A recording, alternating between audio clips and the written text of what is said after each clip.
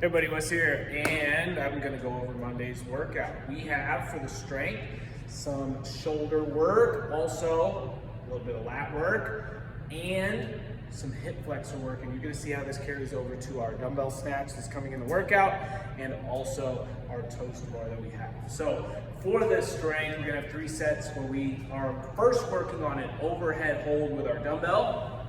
This is definitely going to help us in the top of our dumbbell snatch position, being all the way locked out,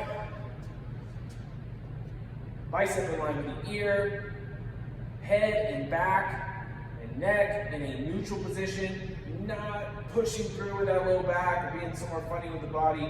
Our elbows totally locked out. You do have to hold this for an entire minute on one side. So you can build through these 3 sets, but work on a weight that you can hold the entire full minute. You then have to switch sides and go to the other arm for that full minute.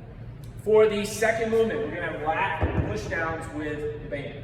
On this, we wanna think about how this is gonna carry over to our kip swings. So if we're looking at our kip swings and we're hanging from the bar, we have on the hollow part of our kip swing, when we push away from the bar, activating those lats, allowing us to push away. That's going to create space for us on the toast bar. It also helps us with our kipping pull-ups. So when we are using this band, I want you to think about that push down on that band. Okay, just like we have our hands here facing the bar, we're going to have the same thing with the band. But now we're going a little bit in a different plane. We're going to go down to the hips. But you should feel that same push through the lats. Feel those muscles engage as you push down. That is going to help you on the kip. If you want, try a few kip swings after to see if you feel that same feeling. We then go to the ground. We're going to work on the hip flexors in this single leg lift. We'll be seated. The further back you have your hands behind you, the easier this is going to be. Same thing if we widen the hip or widen the legs a little bit. So we're going to lift, keep the legs straight. We have 10 on each side. Try to hold it for a second at the top. If you feel more comfortable, you can sit up more straight and try, or you can even lean forward. This was tough for me, especially with the hamstrings, and try from there. Okay. Obviously, with the toes bar, we're going to have both feet moving at the same time. So if you feel like you can go and actually lift both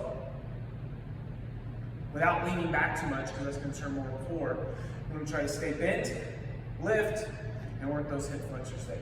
That is going to carry over to our toes to bar, our kipping toes to something, where as I'm raising those legs up,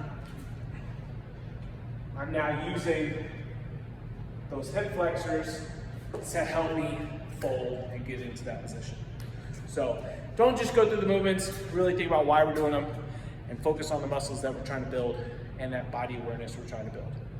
For the workout, we have a 16-minute EMOM. First minute, 15 or 12 calories on the rower. We want to try to finish that underneath that 45 to 50 seconds. So you have time to transition to the next movement, which is 8 on each side of a single arm dumbbell deficit push up. One arm is going to be on the dumbbell, other arm on the floor. Still working on getting that chest to the ground and back up. 8 on one side, switch to the other side, and then you have 8. Okay? Know yourself on push-ups. This is a lot. We are adding a deficit. Maybe 4 quick sets of 4.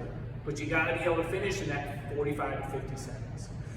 Minutes 3 and 4, you have an AMRAP. 8 toes bar. Could be toes bar, toes to something, kipping knee raises. And 8 alternating hang dumbbell snatch. So for the dumbbell, we're going to hinge, we're going to pull up, we're going to get overhead. We end in that same position we were just in for our overhead hold. So we're going to go AMRAP for those final 2 minutes. Trying to get maybe 1.5 to 2 rounds per 2 minutes. Leave yourself enough time to get back on the rower and start the second round, because you're going to have to do this 4 times. So we're going to start where you left off on the AMRAP and continue to build. Hopefully, if we're getting 2 sets per, we're getting close to 8. So maybe 6 to 8 total rounds once you're done at the end of this. Have fun. We'll see you all tomorrow.